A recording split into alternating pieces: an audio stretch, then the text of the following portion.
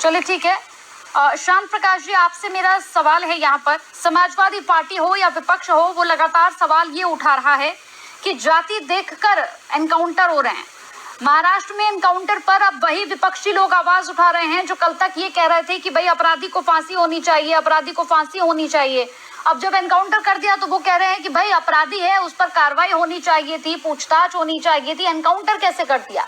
Encounter पे भी कई सवाल खड़े कर दिए हैं कि गोली कैसे लग गई, एक अपराधी को लेकर जाया जा रहा था तो उसके हाथ क्यों नहीं बंधे थे, बहुत सारे सवाल उठ रहे हैं। उत्तर देखिए, सही मायने में अगर हम बात करें तो मैं उत्तर प्रदेश की बात करता हूँ। उत्तर प्रदेश में पिछले 6 साल में लगभग 9,500 के करीब जो है मुठभेड़ हुई है अपराधियों के साथ में, और ये उन अपराधियों के साथ में हुई है जो उत्तर प्रदेश में जिन्होंने गुंडागर्दी की हुई थी और बहुत बुरी हालत में उत्तर प्रदेश को पहुंचाया हुआ था, जिसके कारण से उत्तर प्रदेश बदनाम था और उत्तर प्रदेश की जनता उनके कहर के कारण से त्रस्त थी।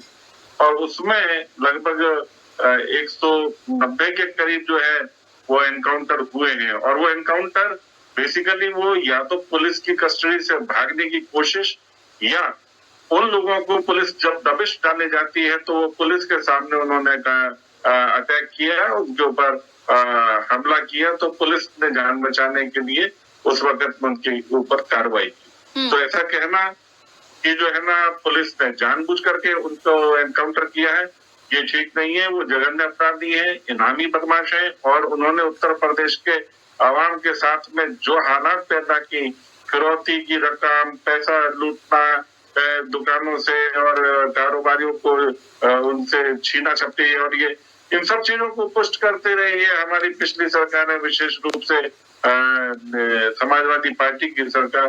और मैं बल्कि आज सुन रहा था कि जिस तरीके से 1981 के दौर में छविराम यादव जो है और तमाम यादवों का एक गैंग काम करा करता था, तो वीपी सिंह जो है उन्होंने इसके ऊपर अटैक करने का और तमाम प्रयास किए, तो उनको मुलायम सिंह यादव जी ने जो है ना अपने गले लगाया, और सही मायने में उन्होंने उन सबको कुछ किया, और जिसका आज खामियाजा जो है ना उत्तर प्रदेश को भुगतना पड़ रहा है।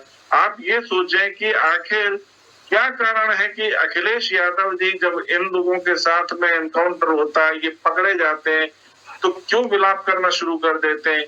क्योंकि इन लोगों को, इन अपराधियों को संरक्षण दिया हुआ और ये इन लोगों के इशारे पर काम करते हैं, ऐसा सीधे तौर पर प्रतीत होता है। प्रतीत में क्या होता है, लोग उत्तर प्रदेश के जानते भी हैं कि किस तरीके से समाजवादी पार्टी ने उत्तर प्रदेश के अंदर ये जो अपराधी हैं इन लोगों को किस तरीके से पाला पोषा है।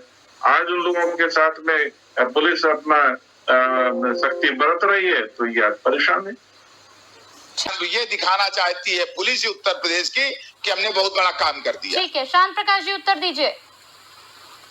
देखिए, सही मायने में मैंने कहा कि समाजवादी पार्टी की बौखलाहट में है। अभी इन्होंने अपना एक वक्तव्य कहा, इन्होंने कहा कि करीब 67 जो है मुस्लिम उनका एनकाउंटर हुआ, तो साथ में ये भी बताना, ये आंकड़े मैं ये आंकड़े दे रहा हूँ जो भारतीय जनता पार्टी में कार्यकाल में एनकाउंटर हुए। अरे सुनो, मैं दे रहा हूँ आंकड़े, आप अपनी बारी में देना।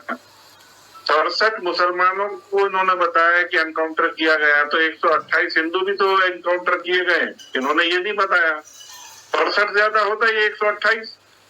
आप इस तरीके की बात कह करके नेशनल टीवी पर और इस प्रकार का दुष्प्रचार कर रहे हैं कि मुसलमान ज्यादा एनकाउंटर किया गया डेलिबरेटली, 128 से ज्यादा हिंदू जो है उनको भी एनकाउंटर किया गया है। इस चीज को समझना होगा। और सही मायने में ये वो लोग हैं जिन्होंने उत्तर प्रदेश के साथ में उत्तर प्रदेश के आवाम के साथ में जो अन्याय किया हुआ था, लूट खसोट बलात्कार, और जिस तरीके से जो है ना बच्चों के अपहरण करना, ये सब चीजें हो रही थी। आप उन अपराधियों के बारे में इस प्रकार की बात कह रहे हैं। वो अपराधी जानबूझ करके नहीं मारे गए, वो भागते हुए या पुलिस के ऊपर अटैक करते हुए उनको तब मारा गया है। आप एडवोकेट हैं, आपको लगता है कि किसी में फर्जी एनकाउंटर हुआ है तो आप उसके लिए पिटीशन डालें, जांच के लिए आप बैठे और आप सारे साक्ष्य पेश करें। क्या समस्या है? आप यहाँ पर टीवी पर जो है इस प्रकार की बात कह रहे हैं, जनता को गुमराह कर रहे हैं। आपको लग रहा है कि कोई फेक एनकाउंटर हुआ है, आप उसके खिलाफ एडवोकेट हैं, आप फ्री ऑफ कॉस्ट भी जाकर के जो है ना परिवार के लिए आप जो है ना केस कर सकते हैं। यहाँ टीवी पर बैठ करके जो है जनता के सामने फेक एनकाउंटर हुआ, ऐसा हुआ, वैसा हुआ, ये सारी बातें आप साक्ष्य पेश करें और जाकर के जिन पुलिस वालों ने इस अपराध को अंजाम दिया है, अगर ये फेक है तो उनके खिलाफ आप कार्रवाई करें। आज हर चीज क्रिस्टल क्लियर है। आज अतीक अहमद को जिस तरीके से आपने देखा, क्या गुंडाई मची हुई थी, इन लोगों ने 40 साल से मुकदमे इनके पेंडिंग थे। पत्रकार ने मारा है, पुलिस ने नहीं मारा उसको। मुख्तार अंसारी को पुलिस ने नहीं मारा है, वो बीमारी से मरा है। आपको कहीं किसी प्रकार का कहीं शक है, शुबा है, आप न्यायपालिका में जा सकते हैं और आपको लगता है फेक एनकाउंटर है तो आप उसमें पिटीशन डाल के रखें और उसके पक्ष में मुकदमा भी लड़ सकते हैं।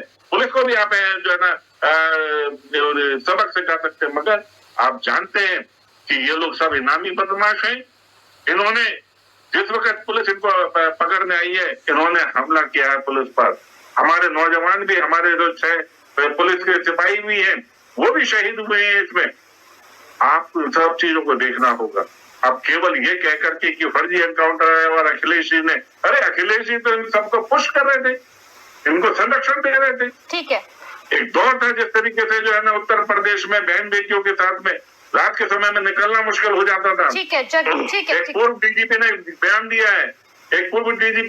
दिया है कि किस तरीके से जो है उस बच्चे को शादी से पहले 1 महीने के लिए अपने पास में एक माफिया ने अपने पास रखा, उसके बाद में शादी से 3 दिन पहले फिर उठा लिया। ठीक है, इस प्रकार की घटनाएं आपके समय में हुई, आपने उसकी FIR तक नहीं होने दी। आज हमारे समय में FIR होती है, सख्त से सख्त कार्रवाई होती है, परवाह नहीं है हमें किसी चीज की, क्योंकि हम अन्याय के खिलाफ खड़े हुए हैं, अपराधियों के खिलाफ खड़े हुए हैं और अपराधियों को संरक्षण देने वालों के खिलाफ खड़े हुए। ठीक है, लास्ट कमेंट आपका जगदीश जी। देखिए, ऐसा है कि भाई जाटो जी जो है बड़ी हमको सलाह दे रहे हैं कि आप अदालत चले जाइए। हम राजनीतिक दल हैं और राजनीतिक दल का काम होता है कि जो अन्याय अत्याचार तो पूरे पेश करें।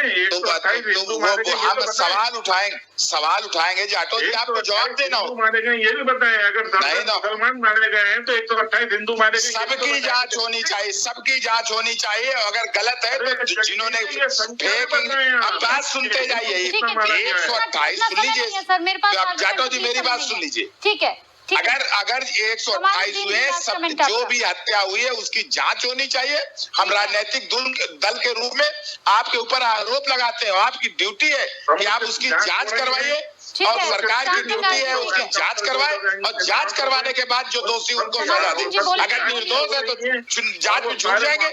ये कौन सा तमाशा है? आप उनको उपदेश दे रहे हैं कि हम अदालत चले जाए। हम राजनीतिक दल है, अदालत के पैरोकार थोड़े, हम जनता के पैरोकार हैं। जनता की जो बात होगी, आवाज होगी, आपके ऊपर आरोपित करेंगे आप। ठीक है, के पैरोकार हैं तो जनता को, हम जनता के पैरोकार हैं।